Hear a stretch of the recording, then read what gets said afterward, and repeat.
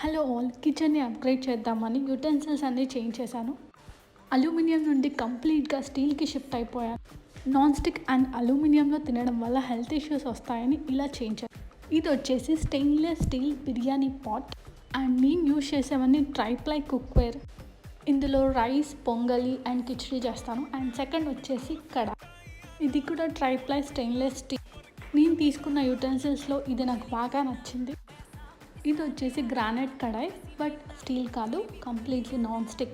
యాక్చువల్గా non stick కూడా use చేయకూడదు ఫర్ కుక్, బట్ నేను ఎందుకు తీసుకున్నానంటే ఎప్పటి నుండో నాకు గ్రానైట్ స్టోన్లో అంటే కుక్ చేయాలని చాలా విష్ ఉండేది, అందుకు తీసుకోవాల్సి వచ్చింది. మంత్లీ వన్స్ మాత్రమే యూజ్ చేస్తాను. Finally mini pressure cooker. Even వీటిల్లో కూడా నేను అల్యూమినియం యూజ్ చేయకూడదు అనుకున్నాను, అది కూడా పక్క పెట్టేశాను. సో 2 లీటర్స్ ఆఫ్ స్టీల్ కుక్కరే తీసుకున్నాను. నవీన్ అయితే 5 లీటర్స్ది 3 లీటర్స్ది తీసుకోమన్నాడు, బట్ ఇది క్యూట్గా అనిపించి తీసేసుకున్నాను.